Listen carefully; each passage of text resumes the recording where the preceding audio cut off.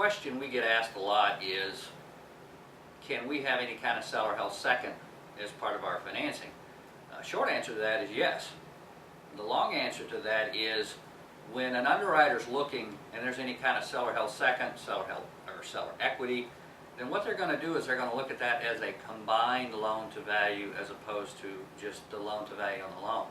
You might come to us and say, well, wow, this is a low loan to value. This might be 65% loan to value, and I'm putting in 10% and the seller is holding a note for 25%. That's probably not going to fly.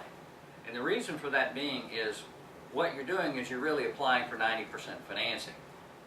You're putting 10% in, 25% seller second, that's 35%. So really what that is that's 10% out of pocket for financing.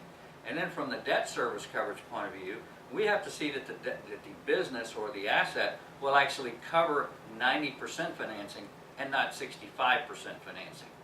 In today's environment, in years gone by, you used to be able to do things that were similar like that, but maybe it might have been you put in 15% and the seller held 10%.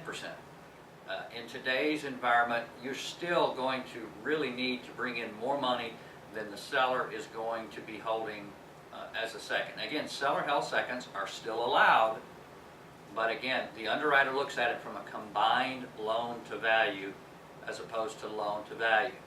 And if the cash flow is not there, it doesn't matter if the seller will hold a 70% note. It doesn't matter.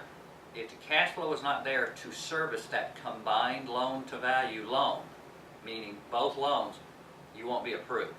So when you're looking to evaluate a site and you've got a motivated seller and they're offering, a lot of times they've got seller held seconds because they're underreporting their revenues. Just make sure that there's sufficient cash flow there to service both loans, and then you're much more likely to be approved.